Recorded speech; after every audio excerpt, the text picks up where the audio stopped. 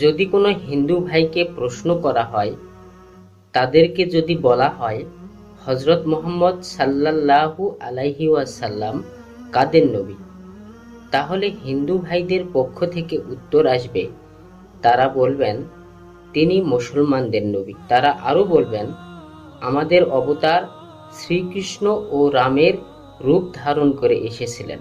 যদি কোনো খ্রিস্টান ভাইকে প্রশ্ন করা হয়, তাদেরকে যদি বলা হয় হযরত মুহাম্মদ সাল্লাল্লাহু আলাইহি ওয়াসাল্লাম কাদের নবী, তাহলে খ্রিস্টান ভাইদের পক্ষ থেকে উত্তর আসবে, তারা বলবেন তিনি হলেন মুসলমানদের নবী।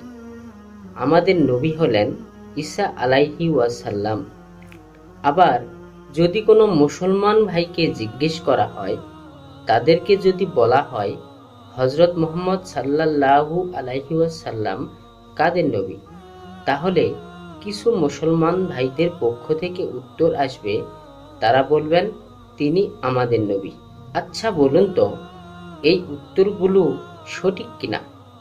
হযরত মুহাম্মদ সাল্লাল্লাহু আলাইহি ওয়াসাল্লাম শুধু কি মুসলমানদের নবী? একটু বুকে হাত রেখে আপনারা একটু চিন্তা করুন তো, আদৌ এই উত্তরটি সঠিক কিনা।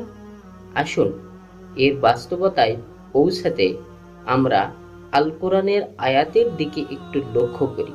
আল্লাহ রব্বুল আলামিন মানবজাতির হেদায়েতের জন্য কাকে পথ প্রদর্শক হিসেবে পাঠিয়েছেন সে সম্পর্কে সূরা আল কাহফের ১১০ নম্বর আয়াতে আল্লাহ রব্বুল আলামিন বলেন, কুল ইন্নামা আনা বাশারুম মিসলুকুম ইউহা ইলাইয়া আন্নামা ইলাহুকুম ইলাহু ওয়াহিদ।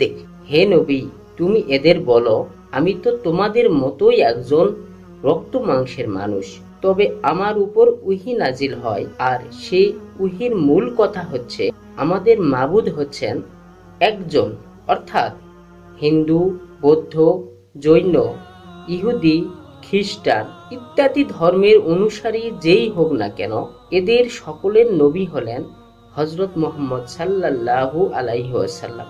এখন প্রশ্ন হলো, আদৌ কি তারা জানে যে হযরত মুহাম্মদ সাল্লাল্লাহু আলাইহি ওয়াসাল্লাম তাদেরও নবী? যদি উত্তর না হয়, তাহলে আমার প্রশ্ন, হযরত মুহাম্মদ সাল্লাল্লাহু আলাইহি ওয়াসাল্লাম যদি সকলেরই নবী হয়ে থাকেন, তাহলে অমুসলিম ভাইদের নিকট সেই মেসেজটি পৌঁছানোর দায়িত্ব কোনো মুসলিম ভাইয়ের নয় কি?